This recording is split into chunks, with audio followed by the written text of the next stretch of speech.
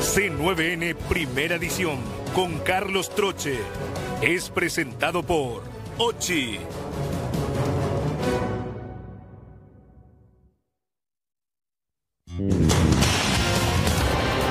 Hace días agentes policiales allanaron un local en Empané donde fabricaban chapas apócrifas. En persecución, este jueves hubo nuevas diligencias donde recuperaron 2 camionetas con chapas falsas. Se confirmó que los vehículos fueron robados en Brasil.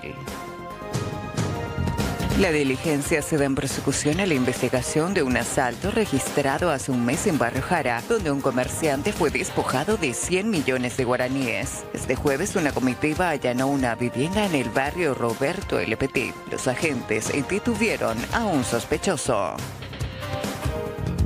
El hecho se registró en el sector de consultas. Un hombre fue llevado por otra persona al Hospital Distrital de Mariano Roca Alonso. Mientras era atendido, causó disturbios y dañó costosos equipos. Todavía hay regiones del país en alerta roja por temperaturas. Hay que tener cuidado para no sufrir un golpe de calor en estos días. Las autoridades recomiendan hidratarse y evitar las horas centrales del día. Así se vive la ola de calor en España. El partido es por los playoffs de la Copa Sudamericana 2024. Tras empatar 1-1 en la ida, paraguayos y brasileños resuelven la serie este jueves. Desde las 20:30 en Curitiba, Paranaense recibe al Ciclón. 13:05, 29 grados la temperatura. Es un gusto, un placer. Bienvenidos y bienvenidas a Primera Edición. Juan Carlos, ¿cómo le va? Bien, escuchando. Sí. Un estilo, ese movimiento previo a la entrada. Claro, eso es para distendernos, para un calentamiento, claro. Entramos al aire y una mezcla de duro. soul con... Una mezcla rara. Realmente nos damos una mejor más. Sí, pero sale muy bien, ¿eh? Sí, una canción que creo que se hizo popular con esta película animada Kung Fu Panda. Kung Fu Panda, sí. Hace poco salió, creo, la 4ª. No. Y es muy buena película. ¿Decís que él es Kung Fu Panda? No. No, yo tengo una frazada con pandita. Yo conté eso, una frazada que en vez de tigre tiene un pandita. Yo me abrazo a mi pandita. Sí, ese es tu apego. Mi apego, pero hace poco no tengo toda la vida, pero sí. Es mi pandita. Sí. Algún día voy a sacar una foto, no quiero más que se burlen, pero bueno. No, ahora entiendo muchas cosas. El pandita hermoso. No, espectacular. Con tal que abrigue. Ojo, porque se viene el frío. Volverá no guardes tu pandita, porque se vienen días muy fríos para la próxima semana. Sí. Qué bárbaro. Yo leí que el lunes vamos a tener probablemente 14 para abajo. El martes ya 10. Sí, irá en descenso, en picada. O sea que hay que quizás cuidar. Para dentro de una semana, a esta altura, el jueves próximo, vamos a estar con mucho frío nuevamente, con tapecitos. Sí. Así que el team calor tiene que disfrutar hasta mañana. Probablemente, porque el fin de semana viene con lluvia. Ya. Viernes, sábado, domingo, lluvia. Qué emoción. Bueno, ¿qué tuviste cobertura hoy? Hoy nos fuimos al jurado de enjuiciamiento, lo que le decíamos a Edwin, este caso que investiga el fiscal Luis Said. Él fue denunciado por el entonces titular de la ANNP, Ramón Retamoso, hoy legislador, quien llevó el caso hasta el jurado de enjuiciamiento. ¿Y él era miembro del jurado? No. Retamoso es parte de los que votaron a favor de que se haga este enjuiciamiento dentro de lo que es el GEN, pero el GEN estaba aparte, está Alicia Pucheta, está Bernie, está otra gente. Ahora no, pero cuando él estaba como miembro del GEN promovió la denuncia. Que ahora se ha la denuncia previa que él había presentado como titular de Puerto. 2018. El juez y parte. Exactamente, pasaron varios años y ahora se hizo muy mediático el caso teniendo en cuenta que Said es quien en su momento investigó a Froilán Peralta, a Roberto Cárdenas, a Oscar Núñez, Ñoño, el hermano de Bachi Núñez. Todos con condena. Todos con condena. Entonces se habla de una posible vendetta política y la acusación es para sacarle del cargo, que deje de ser fiscal. Para echarlo. Claro, que deje de investigar. Bueno, vamos a seguir de cerca ese tema y otros también en esta jornada. Bueno, le voy a comentar por lo menos hasta el fin de semana cómo va a estar el tiempo, qué nos dice la Dirección de Meteorología. Por lo menos hoy un sol radiante. Me encanta. Fíjate, falta un día, 20 minutos con 38 segundos para el arranque de los Juegos Olímpicos, la inauguración oficial. Vamos a estar en vivo y en directo, por supuesto. Bueno, cielo despejado, un sol radiante a estas horas en Asunción, capital de la República. 29 también la sensación térmica, la humedad del 41%, vientos variables a 4 kilómetros por hora. Por eso la bandera flameando muy lentamente. A la tarde, parcialmente nublado, 31 va a ser la máxima. A la noche baja 22 y mañana a la madrugada arrancaríamos con 20 grados de temperatura. Pero ojo, a partir de mañana habrá un cambio en el tiempo, en el clima. ¿Qué nos dice la Dirección de Meteorología para los próximos días rumbo al fin de semana? ¿Qué nos señala para mañana viernes? El primer punto, lluvia. Para mañana lluvia, 20 de mínima, 27 de máxima. El sábado, lluvias con tormentas eléctricas, 18 de mínima, 26 de máxima. Para el domingo se inicia el proceso de descenso de temperatura, 17. Fíjense, mañana 20 la mínima, sábado 18, domingo 17, el lunes ya 14. Significa que progresivamente vamos a volver a esta temporada de invierno en la que estamos, con días fríos. Para el lunes, lluvia, 14 de mínima, 18 de máxima. Poca diferencia entre 14 y 18. Va a ser un día fresco el lunes.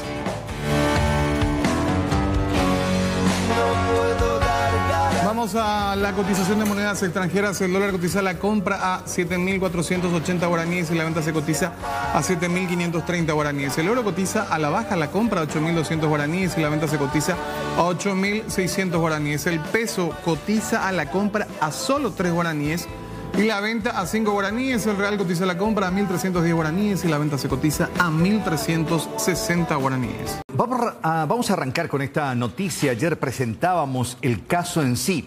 Ojo, porque ya hubo repercusiones en esta jornada, pero para contextualizar y entender, les cuento que pobladores de la zona de Nanagua denunciaron el estado en el que está un puente muy importante. Dicen ellos a punto de derrumbarse, de caer incluso al borde del colapso. Y para entender esta historia vamos a presentarles este material. Reiteramos, esto ocurría ayer. Para hoy ya hay novedades. ¿Qué pasó hoy? Después lo comentamos.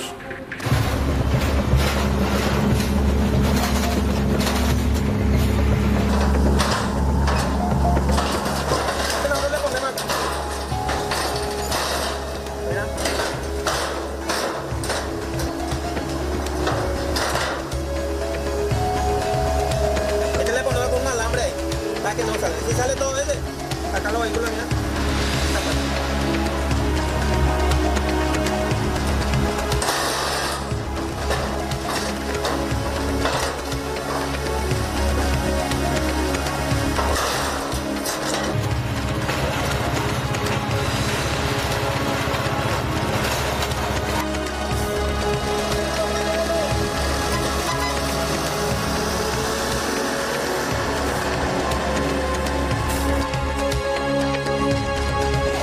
Pasar sola, señora, ¿tenés miedo?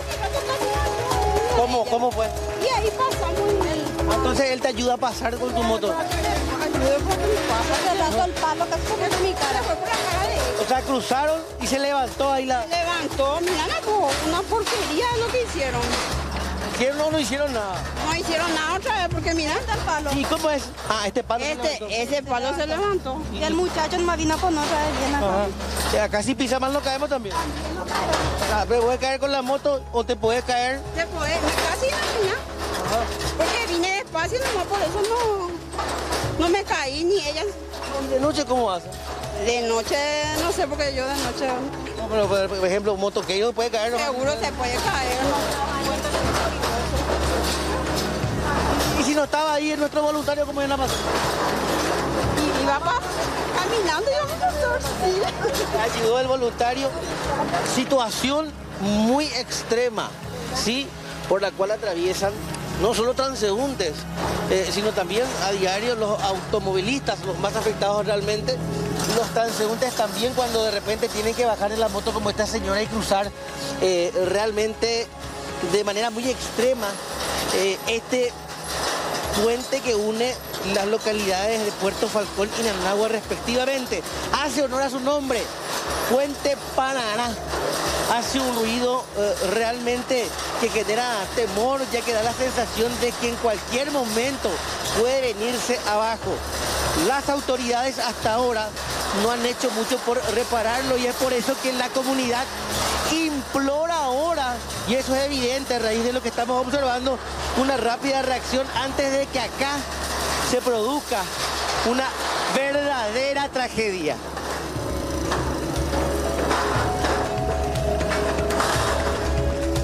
Conductor en problemas en este puente realmente peligroso, ya que una de las ruedas quedó trabada entre el soporte y la otra estructura del puente. Está levantando el soporte, ya que las gomas quedaron encastradas y se introdujeron sobre los rieles del puente. Así de extrema es la situación. Pésimo, amigo. ¿Te trancó tu rueda? Sí, un pésimo. A la mierda todo.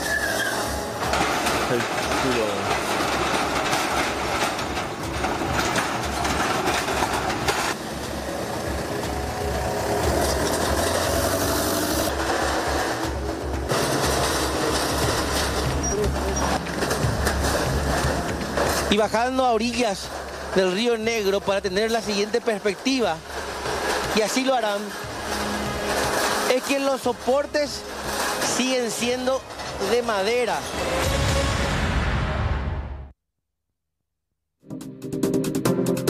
Bueno, realmente las imágenes son dramáticas, preocupantes realmente, por uno, el peligro que significa, porque estamos hablando de cualquier arroyito, estamos hablando de un cauce hídrico importante, la altura es importante, la cantidad de vehículos que transita, colectivos, y hablamos de miles por día. Por eso, el peligro que constituye. Ayer hacían un SOS los pobladores de Nanagua al Ministerio de Obras Públicas para buscarle una solución. Sí. Y hoy volvimos. Una queja de la que siempre hablaban los camioneros es que al entrar a Nanagua uno tiene que pagar 5.000 guaraníes. Es probablemente una de las pocas ciudades que te cobra un peaje por entrar. Sí. Ah, mira. Entonces la gente dice, ese dinero, ¿por qué no lo utilizan para arreglar el puente? Ya que viven del comercio y encima la municipalidad está cobrando. ¿Esa plata te cobra la municipalidad? Sí. ¿Cómo es posible que hagan la vista gorda esto? Porque cuánta gente, incluso hasta autoridades seguramente utilizaron en algún momento este puente y no se preocuparon por esta situación. Siempre digo, parece que esperamos que ocurra lo peor para que se tomen cartas en el asunto. Porque esto es deplorable. Mira cómo pasan las motocicletas. Y lo anecdótico, no sé si son funcionarios municipales, hay personas de ambos lados de ese puentecito que son los que te autorizan a pasar, porque tienen que pasar uno a la vez. Claro. No pueden pasar dos que se crucen. Es tipo un PMT que te dice, maestro, espera porque el que viene atrás va a pasar. Tiene prioridad. Va a cruzar, porque dos vehículos al mismo tiempo es imposible. ¿Son esas personas las que te cobran? No, al entrar a Nanagua está el puente que va bajando y al bajar completamente te atajan y te piden. Este señor es el que está haciendo la coordinación, ¿verdad? ¿Qué dice en la espalda? No, eso es lo que quería leer justamente, porque parece es el tipo que arregla y pone bien ahí. Che, pero tiene la bandera Paraguay, no sé si la pregunta que siempre me hago es, ok que cobren, pero tener una boletita tipo de rifa. Sí. Por eso. Ahí no hay el tema de factura, no hay nada, por más que sea 5.000.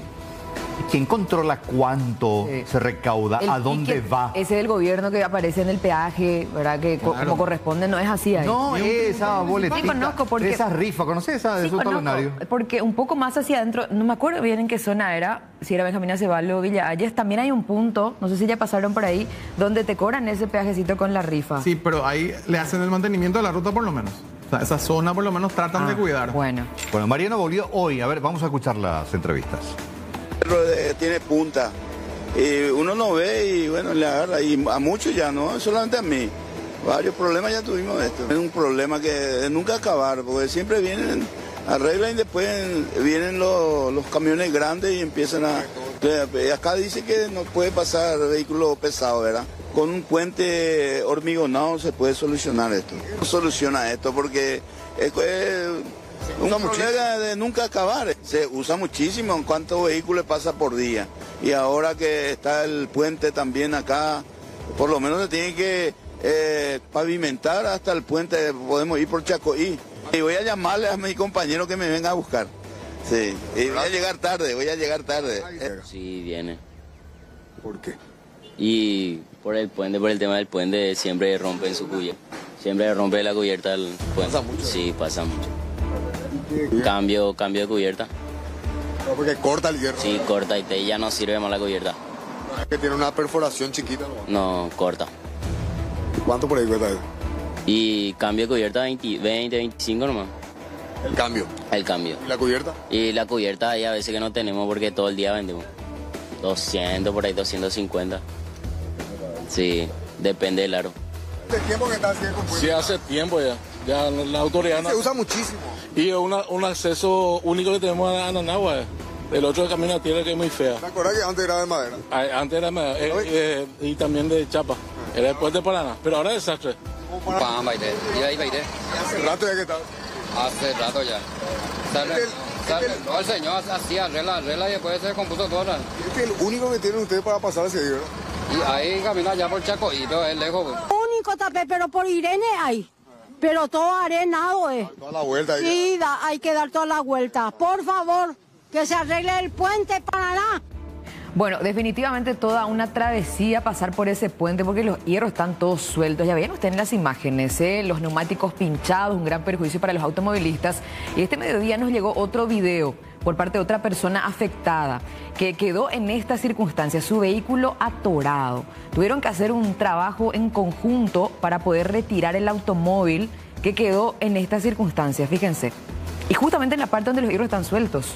Ahí donde van tratando de ubicar con la mano para que uno pueda cruzar. No, ahí el tránsito ya se detiene, se genera una fila interminable, impresionante. Voluntario del puente Paraná se llama. Así le llamaron al puente. Puente Paraná le llamaron. Paraná. Bueno, y tiene... O sea, no es Paraná. Paraná. Paraná. Paraná, ¿Y eso dije? O Panamá. Sí. Sí, no, me impresiona nomás que justo le pusieron ese nombre y sea tipo exclusivo del puente, pero ¿trabaja para la municipalidad o para el MPC? Ahí dice voluntario. Seguramente está esperando que algún conductor le pase algo de plata al cruzar. Porque te ayuda a cruzar. Si se paga también ese servicio de que te ayudan a coordinar. No. Obligatorio no. Esto, pero... cosa que es muy común en el interior, en otras ciudades, donde hay problemas, por ejemplo, de pozos, y alguien con su pala permanentemente está rellenando y el que pasa siempre le pasa alguito, 2.000, 5.000, 10.000. Sí, por hacer el trabajo. Y más o menos, claro, porque como Opanarambá se mueve toda la estructura, entonces sí o sí alguien de la zona se queda ahí para arreglar y que esté en condiciones para el próximo vehículo. Entonces, de paso, vos por ese trabajito le pasás un 2.000. Lo vio como un negocio también. Totalmente. Es que es impresionante la cantidad de vehículos que van a Nanagua por la cuestión comercial. Sí. Hablamos no de 10, pero sí 20. quiero entender a dónde va esos 5.000 guaraníes que cobra para entrar a la ciudad y que te entrega una boleta que no te sirve ni para el baño. Y que se convierte en millones calculando la cantidad de personas que pasa, automovilistas, colectiveros, en fin, muchísima gente. Bueno, vamos a estar dándole seguimiento a este caso porque es delicado lo que está ocurriendo en ese punto. Vamos rápidamente al viceministro de Trabajo, César Segovia, para hablar con él acerca de la bonificación familiar. Viceministro, ¿qué tal? ¿Cómo está? Buenas tardes.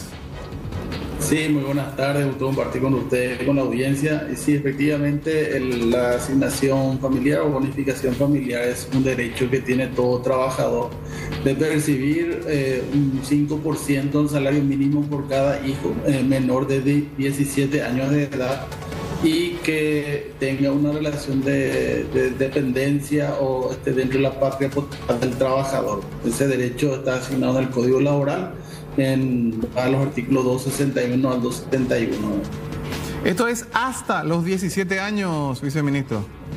Sí, efectivamente, el articulado habla de que hasta los 17 años de edad, en el caso de las personas que no tengan ninguna discapacidad total, en el caso que haya hijos que tienen una discapacidad total, esto le abarca durante toda su vida. Es un apoyo, un beneficio que tiene el trabajador, para lo cual debe presentar la solicitud a la patronal, tiene que ser una presentación por escrito, adjuntando el certificado de nacimiento que demuestre que efectivamente es un hijo suyo. En todo caso, también puede darse la posibilidad que sea adoptivo el chico.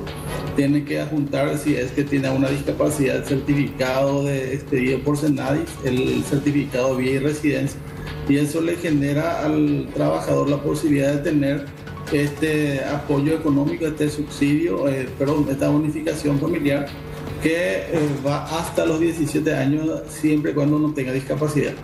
Viceministro, ¿esta es una obligación que tiene el empleador de cumplir sí o sí del pago de este 5% sobre el salario mínimo? Sí, es una obligación que está contenida en el Código Laboral siempre y cuando también el trabajador en cuestión, o ya sea la madre o el padre, su remuneración no supere el 200% del salario mínimo. O sea, esa es una limitante también.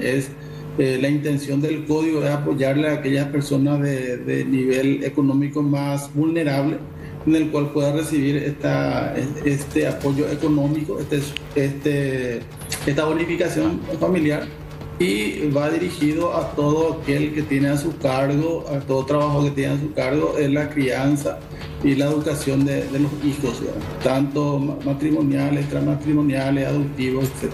Viceministro, ¿y es una asignación única o es por cada hijo que uno tiene, puede pedirlo en la empresa?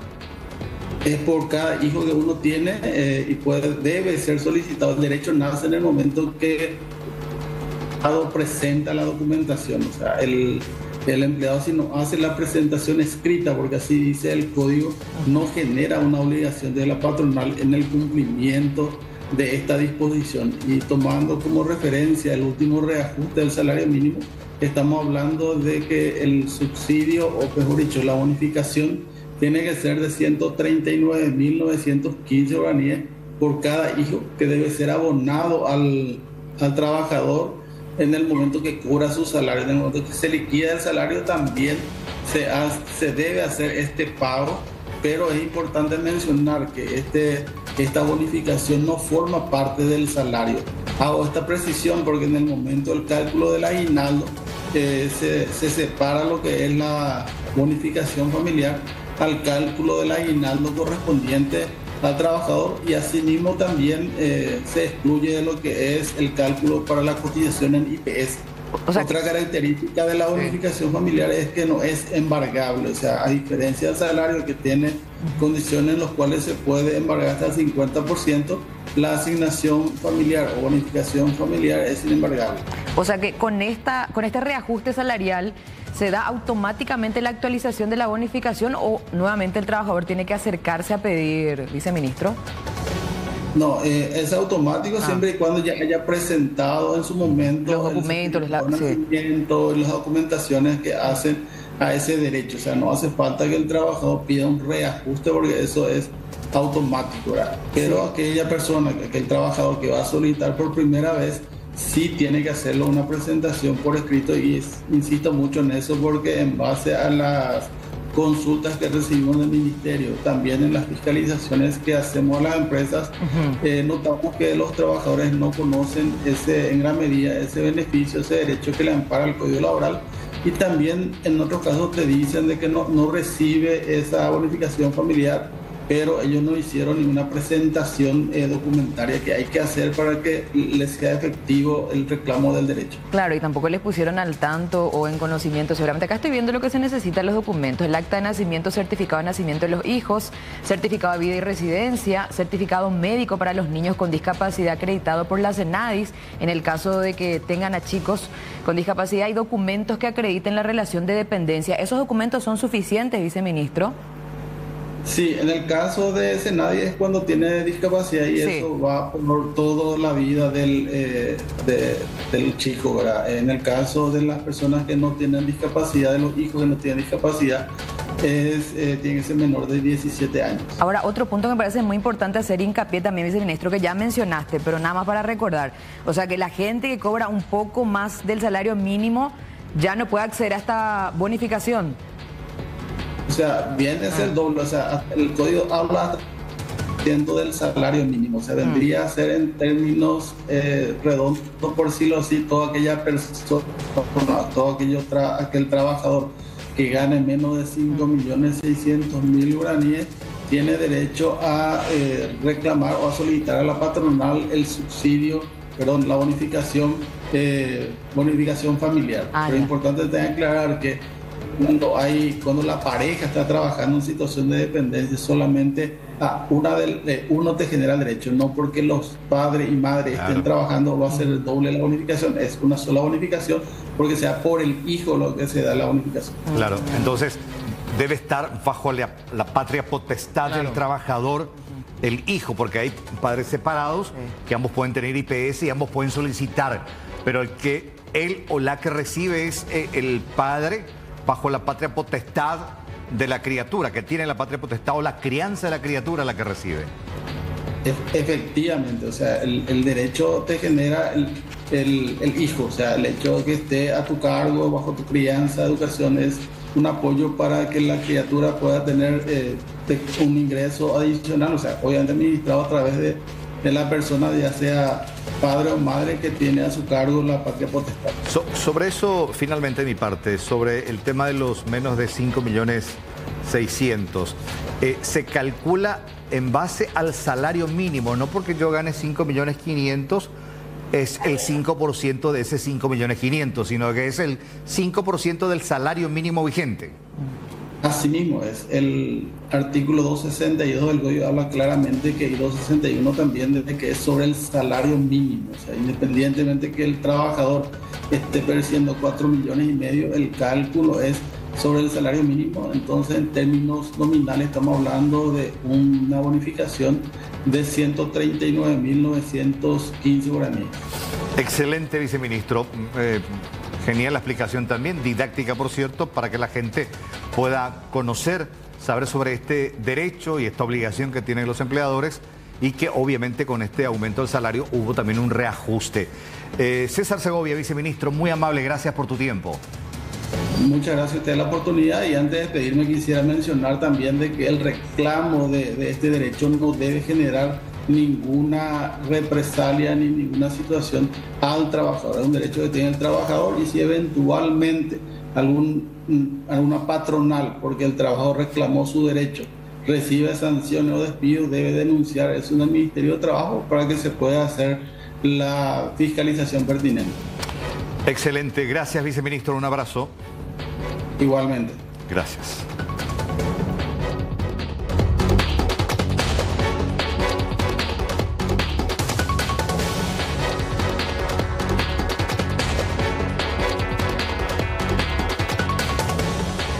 Bueno, cambiemos de tema y hablemos a continuación de este paciente impaciente que aparentemente se enojó porque no fue atendido de manera inmediata en el hospital de Mariano Roque Alonso y empezó a generar disturbios, incluso causó daños en importantes equipos del hospital. Lo que yo logré escuchar es cuando él dijo electricidad, o sea, parece que buscaba como eso, ¿verdad? Lo que había pasado es que el mismo muchacho se había tirado frente a un camión de gran porte acá enfrente al hospital. Una persona llegó hasta el hospital distrital de la ciudad de Mariano Roque Alonso, generó disturbios y dañó equipos muy importantes. Ingresa un señor, ¿verdad?, acompañándole a un joven, ¿verdad?, más o menos 23 años calculamos, porque la verdad que él no sabía su nombre, su edad, no sabía nada, ¿verdad? Llega un momento que él se levanta y se tira por el escritorio donde estábamos nosotras con mi otra compañera, y ahí ella, o sea, nos asustamos porque teníamos agua mineral abajo de nuestro escritorio, y él se tira y agarra y toma el agua mineral de mi compañera, ¿verdad? Y se vuelve a tirar él en la silla de ruedas, y él se levanta y se acerca otra vez donde nosotros estábamos con mi compañera. Y bueno, ahí golpea la mampara de protección que tenemos, ¿verdad? Estira nuestro cable de saturómetro, mete en la boca y empieza a morder, ¿verdad? Muerde como para llegar hasta el cable. Hola, soy la abogada Pilar Calizo. En este segmento, Hablemos de Leyes, vamos a continuar con el análisis que estamos haciendo de un tema sumamente interesante. Hablamos de las micro, pequeñas y medianas empresas, que como les dije, son llamadas familiares o son empresas unipersonales. Si tenés una empresa de ese tipo, tenés que saber que la regulación en cuanto a sus categorías, clasificaciones, obligaciones, deberes, derechos, inclusive a cómo se conforma el viceministerio de MIPYMES, se encuentran establecidas estas disposiciones en la ley 4.457 del año 2012. En esta ley encontramos que se crea el Sistema Nacional de MIPYMES. Ese Sistema Nacional de MIPYMES que está conformado por las mesas temáticas de diferentes unidades, tanto del sector público como del sector privado. La ley 4.457 tiene por objeto el de dar la regulación a este tipo de empresas para darle entidad jurídica y de esa manera hacer que las mismas puedan formalizarse, que puedan desarrollarse, ser competitivas en el tiempo y por supuesto también darle todas las condiciones como para que estas empresas puedan tener certeza en la regulación de las mismas. Como ya les había manifestado, si tenés alguna empresa que se encuentra dentro de la categoría de micro, pequeña o mediana empresa, recurrí al viceministerio de las MIPYMES. El viceministerio depende del Ministerio de Industria y Comercio, cuyas oficinas se encuentran ubicadas en la avenida Mariscal López, en el edificio del Ministerio de Industria y Comercio. Pero, ¿cuáles son aquellas funciones más importantes que tiene el viceministerio de MIPYMES? En primer lugar, por supuesto, coordinar las acciones de esas mesas temáticas que había comentado a los efectos de poder dictar las políticas públicas pertinentes para el fortalecimiento de estas empresas, como también la formalización de las mismas.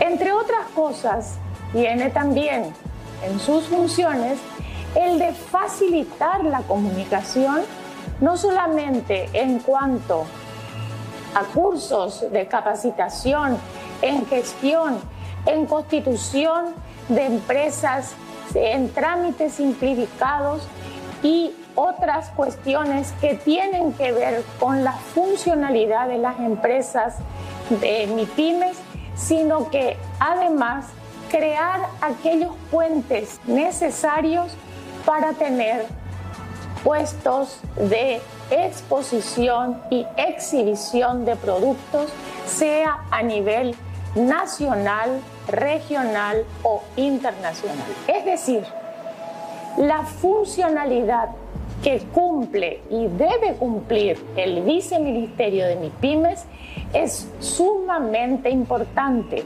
para darle fuerza y sostenibilidad y crecimiento y las condiciones adecuadas en el escenario nacional para que ellas puedan ser competitivas. De esta manera, entonces, estaríamos creando las condiciones adecuadas para ese más de 83% de empresas micro y 11% de empresas pequeñas. Como se dan cuenta, prácticamente más del 91% de las empresas en el Paraguay están dentro del segmento de micro y pequeñas empresas. Estuvimos hablando de un elemento sumamente importante en la economía del país. Con esto entonces presentamos aquellas cuestiones más importantes que la Ley 4.457 ofrece para este tipo de empresas. Muchísimas gracias por tu atención. Bueno, y terrible lo que pasó en el Alto Paraná porque un niño de 8 años fue víctima de una tremenda quemadura en el rostro tras manipular un bidón que contenía un líquido corrosivo. El menor estaba jugando, según lo que ya explicaron los encargados del pequeño, junto a otros niños, cuando, según los testigos, aparecieron 2 adolescentes con el bidón. El pequeño resultó con quemaduras de 2º grado en el rostro y permanece internado en un centro asistencial. Aparentemente es un producto cáustico, ¿verdad? No sabemos todavía cuál es el producto que fue, y aparentemente en una plaza donde estaban niños jugando, pero según el padre, una nena de 14 años aproximadamente, ¿verdad? Pero aparentemente le han derramado una sustancia cáustica, ¿verdad? Lo que sí que ingresó ayer en el servicio a las 3 de la tarde aproximadamente, ¿verdad? Con una quemadura por sustancias químicas en toda la de mi cara derecha y el cuello. Es aproximadamente una quemadura de 2º grado, y que abarca también un poco el cuello, Entonces le ingresamos, le hicimos la curación, se le hizo antibiótico, terapia, analgésico y digamos su laboratorio. Es una quemadura de 2º grado, casi un porcentaje de lo que es la cara y el cuello. Hablando de la parte de la cara, casi un 60%. Hoy está también bastante activo, el muchacho está sin dolor, está con cobertura antibiótica e inclusive bastante colaboradora. Hay meses de trabajo, pero curija upein de la patrón se avisa ya la de la uña accidenta o caipajise. Allá donde veces hace ayuda acá en Los Ángeles, pero dice ayuda topaya allí hoga, pero vecino cuera dice la petimita cuñado años de abuela jovar la po agua ramba hemos hay timita y de 16 años en 10. Me hago eso la fósforo un momento jamás jovare un momento jamás ese la será con de ya pues ahora hoy pointi en mente o jugué amigos cuerandi a plaza vecina como niño normal allá pues a ver con el accidente supuestamente la mitad cuñada o envidia la será chicuera o jape mitad cuñada o oye mozar aquí nami esa familia cuera cuando ignorante su cuera doña pues se que haupei o doña Kamala se irenda kwai se ba sa upi ba y sila hoy kwa pa kwa nga homa declarar con a mi fiscalía ve a la cuña cara y la imán cuña dio caño México ahí hasta ahí para con justicia porque iba a estar y la a la se familia se montó y la legalmente porque ambas se te hijo y me liso ahora con mi hermana y una me liso cuando me otro me hizo de 1 año 3 meses cuando hizo en fiscalía de cuál va a ser vamos a estar de acuerdo y no hay que dispensario que oye va a apoyar con nadie UPP injecta productos hoy para pintura mía pero la gente metió aguarraje pero aún no hay ácido pero es mentira porque de ahí pues la ácido aguarra la mía UPP aguarra con gente vamos por la mitad ir usula fósforo me era mitad cuñama vamos a la fósforo la será porque primero veas esa Se moja solamente y un techo algo ayer a la sobre a Pepe un ese dice ese vecino de me pegó a pupa y cuello a dice ma ese coja pucho y cuello o sea dice un bojo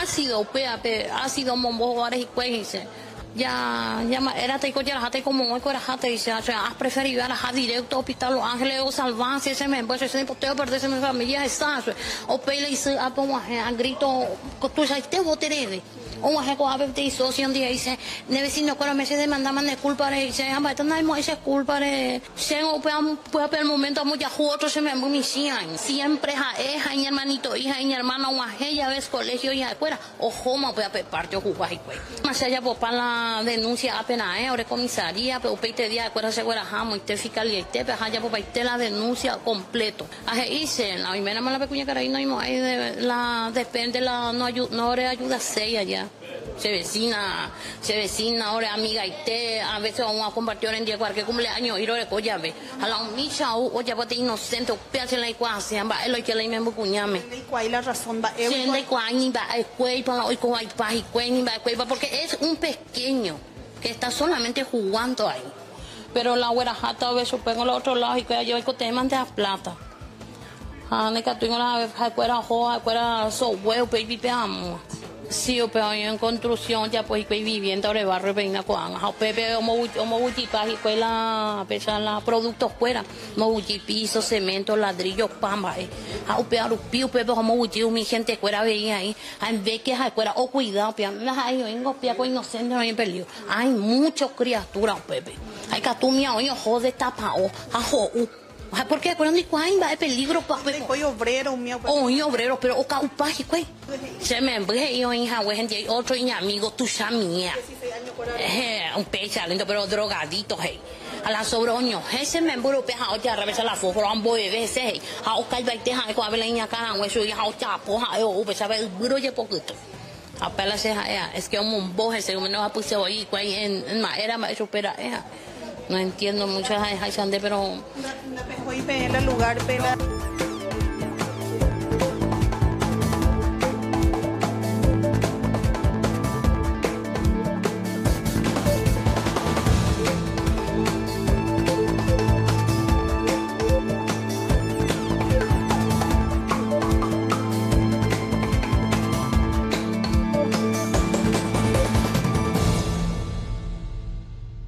Hablamos ahora de las críticas que se le están haciendo al gobierno por la compra millonaria de estos 6 aviones Super Tucano.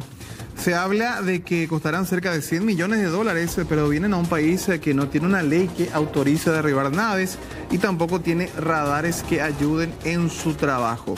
Entonces, la consulta que se hacen algunos es ¿para qué se compran estos aviones? Se sabe que los equipos para que los aviones si sirvan llegarán pronto, pero aún no se maneja el costo concreto. Obviamente que los aviones sin radares no tienen sentido. Por eso dije al principio que el proceso de adquisición de los radares también está muy avanzado. Pero ¿Quién están hablando por el tema de los radares? Todavía no voy a decir eso porque es aún parte de las negociaciones. ¿Pero cuántos radares se estaría negociando? Entre 7 a 9. ¿Y eso qué nivel de cobertura va a tener a nivel país? Total. ¿Y el costo? Todavía no tenemos el costo.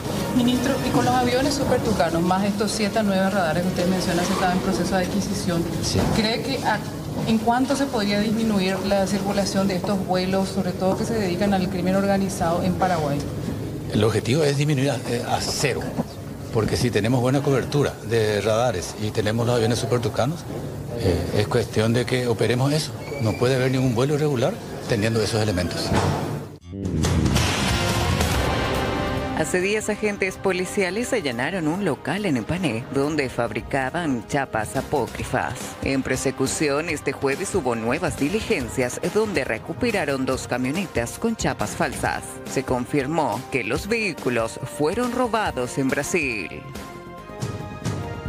La diligencia se da en persecución a la investigación de un asalto registrado hace un mes en Barrio Jara, donde un comerciante fue despojado de 100 millones de guaraníes. Este jueves una comitiva allanó una vivienda en el barrio Roberto L. Petit. Los agentes detuvieron a un sospechoso.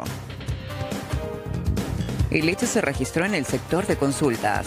Un hombre fue llevado por otra persona al Hospital Distrital de Mariano Roca Alonso. Mientras era atendido, causó disturbios y dañó costosos equipos. Todavía hay regiones del país en alerta roja por temperaturas. Hay que tener cuidado para no sufrir un golpe de calor en estos días. Las autoridades recomiendan hidratarse y evitar las horas centrales del día. Así se vive la ola de calor en España. El partido es por los playoffs de la Copa Sudamericana 2024. Tras empatar 1-1 en la ida, paraguayos y brasileños resuelven la serie este jueves. Desde las 20:30 en Curitiba, Paranaense recibe al Ciclón. Gavino Abel Duarte tiene 41 años, fue detenido por la policía en persecución a una investigación que tiene que ver con un caso millonario de robo a un empresario ocurrido el pasado 28 de junio en el barrio Jara. Esta captura se dio en el populoso barrio Roberto L. Petit. El detenido habría hecho el trabajo de inteligencia y brindando la información a los delincuentes. Esta estrategia que se conoce como salidera, de esos que van al banco, cobran una plata, hay alguien que está observando, mirando cuando se percata que la potencial víctima retira una importante cantidad, advierte, avisa a sus cómplices, que son estos, que están ahí en motocicleta, siguen a la víctima, lo abordan, lo encañonan y se roban el botín. Ahí está. De esta manera, él bajaba precisamente sin saber que ya venía siendo advertido, seguido por unos delincuentes. Ahí está. Amenazó, hizo lo más prudente, dejar caer la plata, de lo contrario le hubiese metido un balazo. Habitualmente esta gente nada tiene que perder, están armadas. Ahí se percató de que paró. Bueno, hay un detenido al respecto, presumo que este detenido tendrá que en algún momento dado cantar, entre comillas, comentar quiénes son sus cómplices. Gavino Abel Duarte Quintana, él es paraguayo, soltero de 41 años de edad. ¿En qué persecución a qué hecho? Bueno, en el marco de la investigación que se viene realizando por un caso de robo agravado en el barrio Jara de la ciudad de Asunción. Esta persona, un empresario que había ingresado al Banco Nacional de Fomento, retiró la suma de 100 millones de guaraníes. Detrás de esta persona había ingresado también como, justamente esta persona, haciéndose pasar por clientes. Formó fila inclusive y vio que tomó el dinero, salió y hay un vehículo que es un automóvil de la marca Toyota color negro, el cual lo alquilaron, lo cambiaron la chapa, ¿verdad? La chapa original inclusive se puede ver que borraron, ahí se puede notar muy bien. Sí, bueno, al salir esta persona fue nuevamente este empresario hasta su lugar laboral, fue seguido por este vehículo y ya detrás los dos motociclistas, quienes con armas fueron en mano, al llegar a su domicilio en el barrio Jara que te dije, lo encañonaron y se alzaron con la suma de 100 millones de guaraníes. A su huida, unos 500 metros del lugar, uno de los motociclistas desciende e ingresa a bordo de este vehículo y van hasta un lugar determinado donde presumimos que se realizó la repartija del dinero. Dinero no, pero encontramos el casco que se había utilizado, después algunos documentos, teléfonos celulares que son muy importantes para esta investigación. El detenido fue la persona que realizó el trabajo de inteligencia, ¿verdad? Entró al banco. Nosotros le llamamos la famosa salidera a todo hecho. El que entró al banco, formó la fila. Hizo todo el trabajo de, entre comillas, inteligencia. ¿Y él posteriormente informó a sus pares, por decirlo de alguna manera? Bueno, él llamó a estos dos sujetos que, entre comillas, hicieron el trabajo del apriete de este empresario. ¿Cuánto en total? ¿3 o habría más integrantes? No se descarta que hay más personas. Justamente ahora en prosecución vamos a allanar otro lugar una vez terminado este procedimiento. Se tomaron el tiempo hasta de tratar de borrar las placas. También, se nota bien ahí por el vehículo. ¿Cuándo específicamente ocurrió esto, comisario? Hace exactamente 30 días atrás más o menos.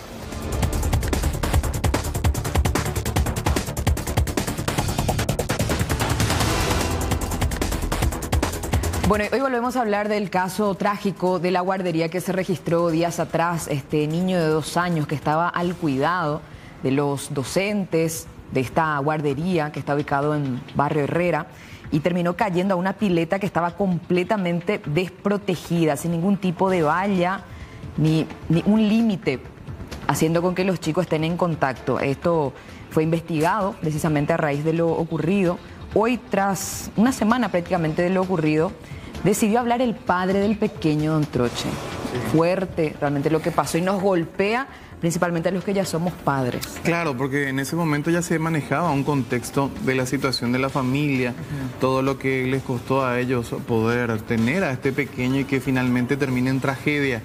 Mucho dolor realmente en el relato del papá que decía que por varios días no podía hablar. Exacto, pero decidió finalmente romper el silencio justamente para dejar como un mensaje y también con la intención de concientizar a otros padres ante este tipo de situaciones. Escuchemos lo que decía el padre del pequeño. Sí, en realidad se publicó en el grupo de madres de la guardería de mi hijo, que como un lugar donde ya funcionaba hace un par de años y que los niños iban y pasaban colonias de vacaciones o de verano en ese lugar. Confiamos en las recomendaciones del grupo de los otros padres. Yo me fui al lugar y yo vi, digamos, el lugar donde estaban los niños. Era una habitación con muchos juegos didácticos. Pero no exploré, digamos, el lugar, no entré hasta el fondo de la casa, digamos. Nosotros no entendemos cómo es que una institución que está funcionando de forma irregular es que toma la responsabilidad de cuidar niños cuando no están preparados para eso. Bueno, para nosotros fue un día normal. Yo me levanté, estuve con mi hijo, después yo me fui al trabajo y yo le dejé a él. Y mi mamá fue la que le llevó a la colonia. Estando en mi oficina, yo recibí una llamada de mi mamá que me dijo que Josema tuvo un accidente y se cayó a la pileta. Y yo lo primero que pensé fue que se cayó en una pileta vacía, que se habrá golpeado o algo. Y entonces yo rápidamente estaba en camino a la colonia. Me subí a mi vehículo, me fui. Y por el camino mi mamá me llama y me dice, no, al final le llevan al Bautista. Y ya una vez que yo llego al sanatorio, el médico me indica que mi hijo llegó sin signos de vida, aparentemente ahogado, y que hace media hora que le estaban haciendo maniobras de resucitación. Según tengo entendido, había 3 encargadas, 3 profesoras en el lugar, pero ninguna no sabía hacer las maniobras de primeros auxilios. Le pidieron ayuda a un guardia de seguridad de una casa vecina que fue el que le hizo esas maniobras a mi hijo. Creo que ellos le llaman a la ambulancia y a la policía, y la policía es la que llega primero y en la patrullera le llevan a mi hijo al sanatorio. Yo sé que mi hijo ahora me da fuerzas para cuidarle a mi esposa porque ella realmente está destruida. Y nosotros pedimos justicia. Nosotros confiamos plenamente en el trabajo del Ministerio Público y nosotros estamos acompañando la investigación y esperamos que la encargada del lugar sea condenada por la negligencia que resultó en el fallecimiento de mi hijo. Es lo que decía el papá de Josema. Finalmente él nos contó su nombre, cómo le llamaban y estos fotogramas que tienen en su poder los investigadores, la fiscalía, que sirve como elemento de cómo se dieron los hechos. Y esto terminó demostrando algo que realmente hizo con que sintiéramos mucho más todavía, porque fíjense la forma en cómo el niño se acercó a la pileta que estaba completamente al aire libre, sin ningún tipo de valla protectora, que es lo que vemos en la secuencia. El niño acercándose, nadie estaba a su alrededor. Fíjense, él se iba acercando y con la curiosidad de un niño de 2 años, fíjense, se acercó para mirar a la pileta y allí él termina cayendo. ¿Ustedes saben cuántos minutos después apareció una persona? ¿Cuánto? Casi 20, según lo que se puede hacer en el conteo de las imágenes de circuito cerrado. O sea que prácticamente 20 minutos después se dieron cuenta de que el chico no estaba en el grupo. Y hablamos de un grupo de aproximadamente 12 a 15 niños que estaban a cargo de 2 docentes. O sea que todo mal en esa guardería. Pero uno termina enterándose, conociendo la realidad, lastimosamente recién después de que ocurriera esto. Imagínate todo lo que saltó. La guardería no tenía habilitación. En la municipalidad decían que ni siquiera la figura, la de la casa, existía, que aparecía como un terreno prácticamente baldío, que estaba evidentemente con muchas irregularidades. Y a partir de ahí el Ministerio de Educación dijo que tenía que existir un control mucho más. Otro dato, User, Carlos. Esta persona que termina sacándole al niño de la pileta, ¿saben quién es? Es la niñera. O sea, ni siquiera son los docentes o las docentes de la guardería. Y la niñera, según la información que nos proporcionaron, no tiene acceso al lugar donde están, en este caso, los chicos, siendo cuidados, entre comillas, por las docentes. Ellos tienen que aguardar en un sector. Y recién cuando le habrían preguntado si es que no le vio al niño, es que se percataron de lo que pasó. Y ella fue para rescatarle. Y esa es una metodología que se aplica en muchas instituciones, inclusive ya de grados superiores. Los padres no pueden ingresar. Vos le dejás a tu chico en la puerta, lo recibe alguien y te cierran la puerta. Vos te quedas afuera. Bueno, y esto pasaba allí. Y finalmente, este fue el desenlace. Lastimosamente, sí, una familia que queda destruida. Porque los entretelones son demasiado sensible, uno llega a sentir el dolor que tienen los padres, porque estabas comentando, Usher, que a ellos, en este caso, lucharon mucho para tener un hijo, ¿no? 10 años. 10 años. Ah. No, la historia es tremenda realmente y se lo ve muy fortalecido al papá. Sí. De hecho, él es hoy el pilar que sostiene a la esposa, a la madre de este niño, porque ella está literalmente destruida en cama y hace unas semanas desde que ocurrió la tragedia no sale, está recluida, bueno, va a necesitar mucho apoyo emocional, psicológico para superar este trauma, porque va a ser una cruz que va a llevar hasta el último día de su vida. Totalmente. Vos sabés que muchas veces nosotros como periodistas informamos estas cuestiones y pareciera ser que lo hacemos así como un reporte más, pero no es así. Cuando yo fui a casa en mi rol de mamá me imaginaba ese instante en que recibía la llamada por parte de la gente de la guardería informándole lo que pasó y me puse en el lugar porque yo justamente tengo un niño de esa edad. O sea, el golpe es algo que nos va a superar en la vida, ¿verdad? Es terrible realmente esto.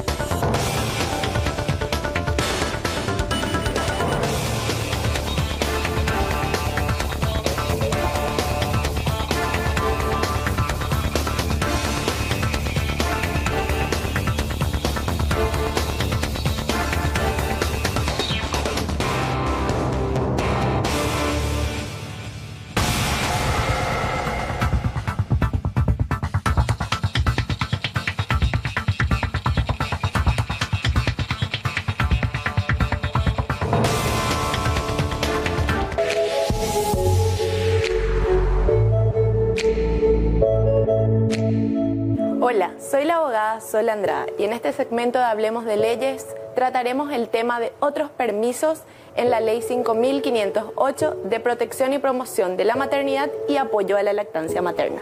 El primer permiso que vamos a contemplar es el permiso de maternidad en caso de muerte de la madre. Si la madre muere durante el parto o en el plazo contemplado como permiso de maternidad, una persona puede suplantar y utilizar este permiso de maternidad. ya sea el padre o una tercera persona señalada por la familia. El ejercicio de derecho de usufructo del permiso por maternidad en caso de muerte de la madre, ya sea del plazo completo o del plazo que nos reste, contrae consigo la obligación y la prohibición de prestar servicio alguno para cualquier empleador, ya sea de forma total o parcial. Recordemos que este plazo de permiso por maternidad debe ser para uso exclusivo de cuidado del niño o los niños. El segundo permiso es el permiso por adopción. La madre adoptante o la madre de acogida acreditada por sentencia judicial tienen el derecho de usufructuar un permiso por maternidad. En este caso, son dos plazos diferenciados. Si el niño acogido o adoptado tiene menos de 6 meses, el periodo de permiso de maternidad es de 18 semanas. Si el niño adoptado o acogido tiene más de 6 meses, entonces el permiso por maternidad es de 12 semanas. El tercer permiso que abarcaremos es el permiso por paternidad. Será concedido a todo padre un periodo de permiso por paternidad de forma irrenunciable de 2 semanas o 14 días corridos. Este permiso es con goce de sueldo y el pago está a cargo del empleador. Durante este periodo, el padre deberá inscribir al niño o niña, niños o niñas en la Dirección General de Registro Público del Estado Civil de las Personas. Asimismo, deberá tramitar todos los documentos y requerimientos necesarios para iniciar la solicitud de cédula de identidad ante el Departamento de Identificaciones de la Policía Nacional. Con esto concluimos los permisos adicionales que también son mencionados en la Ley 5.508. Muchas gracias por tu atención. Retomamos el caso del niño Josema, este pequeño que perdió la vida en una guardería tras caer a la piscina, porque está Alexis Sabeiro en compañía del representante legal de la guardería. Vamos a escuchar lo que tiene a decir Alexis contigo. Hola Judith, el saludo para Juan Carlos y Carlos, todos los televidentes. Hace instantes terminó la declaración por parte de este caso de Giselle Gil Sanabria, la mujer que fue imputada por homicidio culposo tras la muerte de un nene ahogado en su vivienda, porque hay que destacar, esta era la casa en donde ella vivía o reside actualmente. Recordarán que en principio se trataba supuestamente de una guardería. Sin embargo, ahora la defensa expone la teoría, evidentemente, de que se trataba de una colonia de vacaciones y así también la misma se encargaba de dar clases alternativas, las famosas clases de refuerzo, aprovechando el receso de invierno. Hace instantes conversamos con su abogado y es con relación haciendo referencia a la declaración ante la fiscal Natalia Cacabelos. De hecho, me representaba toda la institución del Ministerio Público y las autoridades, tanto es así que el Ministerio Público dispuso para el día de hoy la declaración declaratoria de la misma y intentamos brindar todas las informaciones que están a nuestro alcance para el Ministerio Público. ¿Qué dijo ella con respecto a los hechos que han sucedido dentro de su guardería?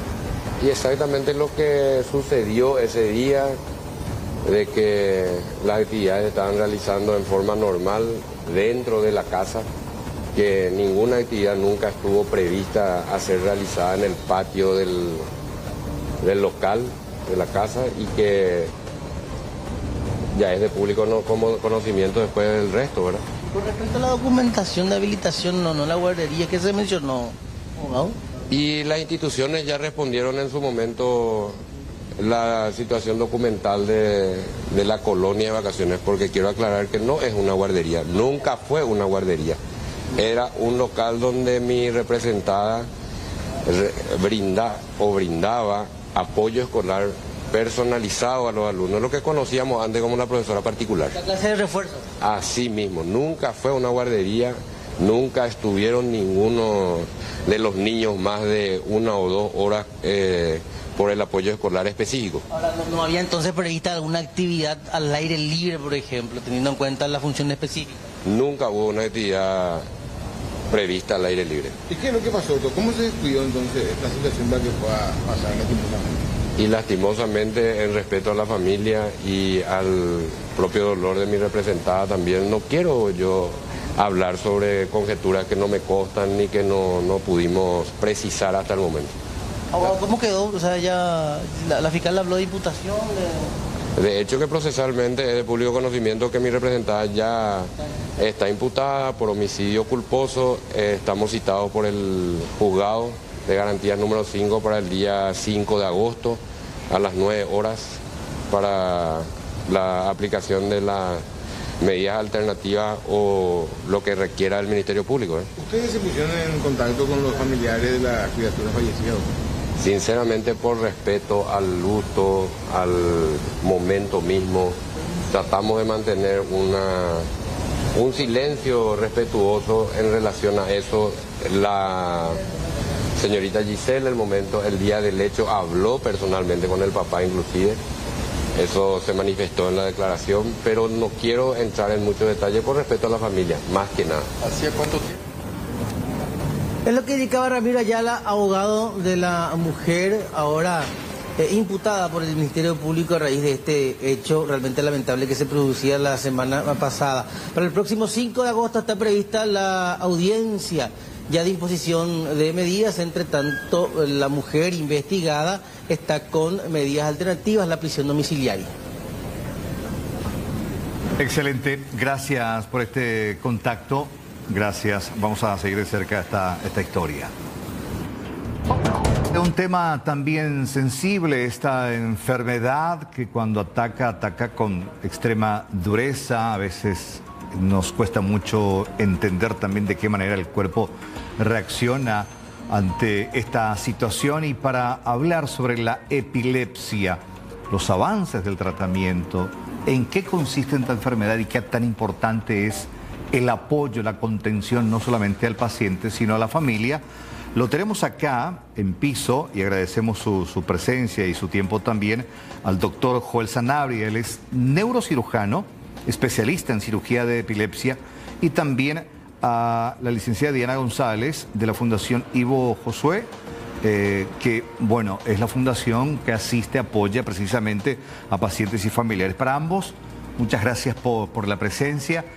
Y nos gustaría primeramente la primera pregunta, con todo el respeto que la dama se merece, al doctor, que nos explique un poco en qué consiste la enfermedad, la epilepsia, doctor.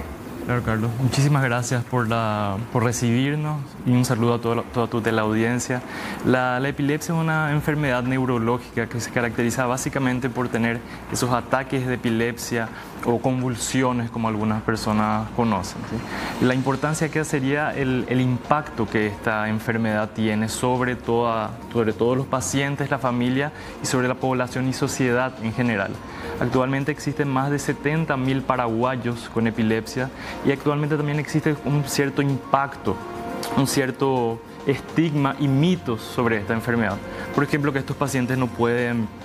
que estos pacientes no puedan trabajar, que estos pacientes no puedan tener una vida normal. Y nosotros sabemos que 70% de estos pacientes consiguen tener una vida normal, controlada con medicaciones, y el otro 30% actualmente existe una posibilidad de investigarlos y realizar una cirugía de epilepsia. Con una investigación un poco más profunda, nosotros podemos saber exactamente de dónde viene el foco de epilepsia y se pueden operar, y estos pacientes se pueden curar de epilepsia. Estamos hablando de cura.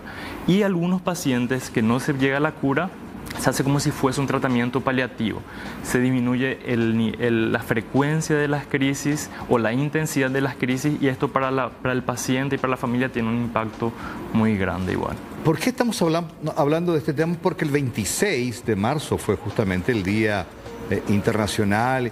Y es importante hablar y desmitificar principalmente lo que hablabas y comentabas, doctor, acerca de este estigma que llevan los pacientes y la familia detrás, porque es una enfermedad que afecta y tiene un efecto secundario con la familia, la contención, y ahí también entra la fundación. ¿Y en qué consiste este trabajo de la Fundación Ivo Josué? Bueno, el trabajo de la Fundación realmente está siendo amplio. Estamos atacando fuertemente la parte de educación en aula, en la comunidad, mismo a las familias, concienciando, sensibilizando de que es importante el diagnóstico temprano para un tratamiento pronto, ¿verdad? Que sabemos también que este tratamiento puede hacer que las secuelas sean menos en el cuerpo, ¿verdad? Entonces eso por un lado. Y en aula vamos hasta los niños y hacemos talleres de primeros auxilios, prevención de la discriminación y también esta parte de la inclusión, ¿verdad? De que ellos no dejen las escuelas. Y eso muy de cerca hacemos en la fundación con las asociaciones de padres, en este caso se llama Sopalep. Entonces hay también un grupo reunido de padres organizados que nos ayudan a, digamos, tratar de vencer este estigma sobre la epilepsia. Doctor, una consulta que tengo, ¿existen condiciones genéticas o algunos requerimientos para que una persona desarrolle la epilepsia? Existen varios tipos de epilepsia y dentro de ese grupo existe infelizmente algunas epilepsias que son genéticas, ¿sí? Y que básicamente son una de las más difíciles de tratar. Existen otros grupos de epilepsia secundarios a lesiones ya desde la infancia, accidentes cerebrovasculares o hasta tumores cerebrales que podrían ser causa de una epilepsia, ¿sí? Lo importante es ese impacto social, así como usted dijo, que tienen esos pacientes. A veces no pueden nadar, no pueden manejar por las medicaciones, por las crisis que tienen. Ellos tienen miedo de salir en público y tener crisis, y hasta es muchas veces difícil que tengan trabajo, ¿sí? Entonces este trabajo que estamos haciendo para tratar de concientizar a la población y también a toda la comunidad médica, el día 1 y 2 de agosto se está realizando el primer Congreso Paraguayo de Epilepsia. Es algo histórico, con interés a nivel nacional, a nivel ministerial. Vamos a contar con la presencia de la ministra de Salud. Se va a lanzar una guía de atención integral al paciente con epilepsia. Va a haber más de 22 disertantes internacionales, casi 30 disertantes nacionales. Entonces esa parte también es muy importante. Doctor, con respecto a las convulsiones, ¿esa ya es una reacción de una forma más avanzada de la enfermedad o es característico? La convulsión básicamente es característica. Lo importante es que la población entienda que epilepsia no es igual a convulsión. Sí. Existen algunas que convulsión serían esas contracciones que estamos viendo acá, ¿sí? Existen otros tipos de manifestaciones. Por ejemplo, algunos pacientes se quedan con la mirada fija sin responder y después vuelven a lo normal. Puede ser una presentación de epilepsia. Algunos pacientes se desmayan al instante, también podría ser una forma de epilepsia, y otros tipos de manifestaciones. Entonces no es solo esa convulsión, ¿sí? Volviendo con el tema de los chicos, porque es el grupo más vulnerable, en plena formación, y de la inclusión, ¿qué tan importante es enseñar a sus pares, a los niños, a los docentes, de que es una condición que puede ser tratable, y de que aprendamos todos de qué manera manejar a esos chicos en una situación y no excluirlos, no tenerlos guardados en la casa por esa condición? Al contrario, que todos nosotros entendamos de qué manera reaccionar a una situación si por ahí un compañero o alguien tiene esa condición. Creo que esa es un poco la idea también de la Fundación y de esta campaña, ¿no? Sí, porque hemos notado que hay docentes que le tienen miedo a la situación, entonces como que no quieren tanto que sean parte del aula, y ahí nuestro rol es vencer ese miedo. ¿Recibieron denuncias de instituciones que nos quieren recibir? Sí, se recibieron denuncias también en parte laboral, por eso también estamos con la campaña de audiovisual contando historias de vida de cómo una persona adulta puede ir a su lugar de trabajo de forma normal, practicar deportes. Entonces, por eso es también que estamos tan de cerca con los médicos, porque ellos nos asesoran en la parte, ¿verdad?, clínica de cómo hacer nuestros contenidos audiovisuales, nuestros materiales y cómo ir a capacitar a las escuelas. Pero qué grave, ¿no? El tema de la discriminación, primeramente estudiantil, cómo no permitir a un chico que se desarrolle normalmente por esa condición. Es un estigma que llevan. Exactamente. Y por desconocimiento, ¿verdad? Exacto, justo iba a decir, esa discriminación posiblemente viene del desconocimiento de no saber cómo lidiar con este tipo de enfermedad, ¿no? Eso iba a decir. Las personas no saben qué hacer también por miedo. Probablemente muchos de nosotros ya tuvimos contacto con alguien que tuvo una crisis frente a nosotros, o le conoció a alguien que tenía, para que vean lo grande que es esta enfermedad. Y ahí lo más importante es qué hacer y qué no hacer cuando hay una crisis de epilepsia. ¿Qué hacer? Y bueno, ¿nos puedes responder esa pregunta? Claro. casi la mayoría de las crisis de epilepsia o esos ataques de convulsión, ellos son autolimitados, ellos van a pasar. Entonces lo primero que nosotros le decimos a los pacientes y principalmente a los familiares es que se tranquilicen, ¿sí? Que se tranquilicen porque va a pasar. Lo segundo es que les decimos, le acuestan en el piso, si están en la cama le recuestan y se les protege de cualquier objeto para que ellos no se golpeen.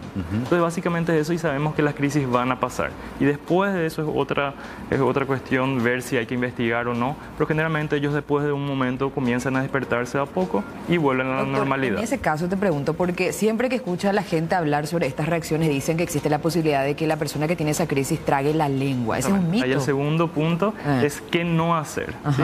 No hay que introducir nada en la boca, no hay que meter la mano, el paciente no se va a tragar la lengua, esa crisis va a ser autolimitada y va a despertarse y se va a quedar normal. Tampoco hay que atajarle muy fuerte como si fuera para que no se mueva. Solo dejarle quieto, tampoco hay que darle ningún remedio, alguna comida para que se despierte. Después, y si es normal que se quede por unos 10 minutos hasta media hora un poco más dormido, pero de a poco el paciente va recuperando la conciencia. ¿Cuánto dura una crisis, doctor? Dependiendo del tipo de crisis. Existen algunas crisis epilépticas que el paciente está despierto y consciente solo con una contracción de la mano que se llaman crisis focales y otras crisis generalizadas como esa, pero son muy variables. Incluso existen crisis que llaman estatus epilépticos que no paran. Y eso sí ya es una urgencia neurológica, el paciente debería ser manejado en un hospital. ¿Cuántos pacientes tenés vos, doctor, con crisis o epilépticos? Número es muy difícil de decir. Un promedio. Después, lo más importante es la siguiente pregunta que te voy a hacer. ¿Cuánto? ¿50, 60? Sí, por ahí más o menos. 50. De esos 50, ¿en qué porcentaje llevan una vida normal? La mayoría, más del 90%. Más del 90%. Con medicación y con tratamiento. Exactamente. Y lo más importante que es curable en algunos casos. En algunos casos. La mayoría, ellos controlan con medicaciones. Cuando toman una medicación y tienen una crisis, nosotros lo primero que preguntamos es, ¿tomaste bien tu medicación? ¿Dormiste bien? ¿Tomaste alcohol? Entonces siempre hay alguna falla o alguna infección por detrás que tenemos que averiguar. Siempre otra vez hay un causante, los pacientes que toman epilepsia. Y son pocos los pacientes que de a poquito hay que subir la dosis para ir ajustando las medicaciones y después está el otro grupo en el que le ofrecemos hacer cirugía, ¿verdad? Y en ese contexto necesitamos un equipo multidisciplinar. Ahora hay epileptólogos, neurólogos especializados solo en epilepsia, que ya contamos en el Paraguay. Entonces se necesita un equipo multidisciplinar. Sin las organizaciones no podemos hacer nada nosotros, sin el apoyo que nos dan ellos, porque ellos están encima de las familias, del familiar. Entonces, sin eso no hacemos nada. O sea, ¿qué es lo más difícil en ese primer contacto con la familia? Decirle, tenés que guardar la calma. Porque cuando estás en ese momento en el que tu hijo está convulsionando, dice la mami, es imposible. Y algo que tenemos que lograr es que ellos cronometren, porque duran segundos. Preguntaste cuánto duran en promedio las crisis, son segundos y depende del tipo de crisis. Si es uno de ausencia, se va a quedar un ratito así. Si es las convulsiones también, ¿verdad? Pero depende mucho. Pero es guardar la calma. ¿Y cómo te dicen las mamás? ¿Cómo voy a lograr eso? Y bueno, ese es nuestro trabajo. Lograr que ellas sepan cómo manejar esas crisis. Las mamás, las docentes en las instituciones educativas y los compañeros de trabajo en las empresas, ¿verdad? Ese es nuestro desafío y lo más difícil. Cronometrar tus crisis, saber que tenés que grabar esas crisis para llevarle a tu médico tratante. Visualmente. Ellos tienen que poder ver esos videos para poder... Los videos ayudan mucho, ayudan bastante. ¿Ellos no se acuerdan de nada durante el momento de la crisis, doctor? Los pacientes que tienen esas crisis generalizadas, que se quedan dormidos, ellos generalmente no se recuerdan. No se recuerdan. ¿Y cuántas crisis puede tener un paciente en un día? Yo llegué a ver pacientes que tenían 50 crisis por día. ¿Por día? Por día. Pero eso que después fue mejorando, ¿no? Con el Son pacientes que lo operamos después y mejoraron. ¿Y qué desata la crisis, doctor? Son irritaciones del cerebro, como yo dije. Nosotros lo que tenemos que investigar es el foco de la epilepsia, que se llama dentro del cerebro. Como un cortocircuito, ¿no? Y es exactamente como un cortocircuito, pero que se va distribuyendo por todas las partes cerebrales y entonces como si fuese que se activa todo el cerebro al mismo tiempo. Sin que exista un factor externo. puede estar acostado durmiendo y tener una crisis. Puede, pero puede tener un factor externo también. Hay veces personas que desencadenan crisis con estrés, con luces, con cualquier otro estímulo. Entonces es altamente variable qué es lo que genera una crisis. Diana, ¿dónde ubicamos a la fundación?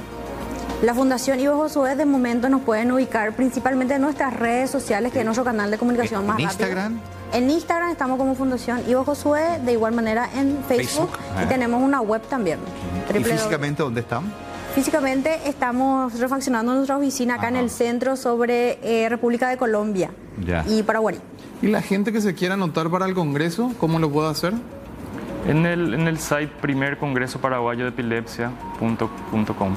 Va a ser acá en Asunción. Va a ser acá en Asunción, en el edificio Torres del Paseo de la Galería.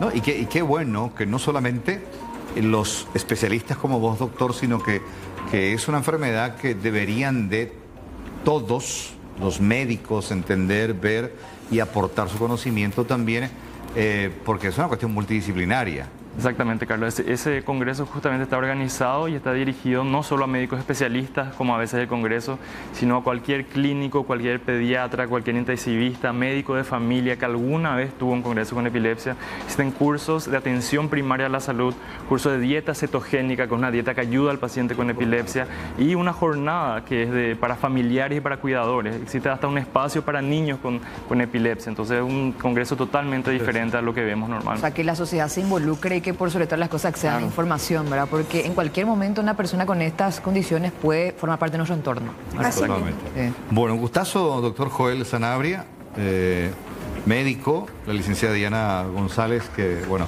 forma parte de la Fundación Ivo Josué, de apoyo, de soporte a familiares con personas afectadas por esta enfermedad. Muchas gracias, muy amable. Muchas gracias. Muchísimas gracias. Bueno, ya venimos.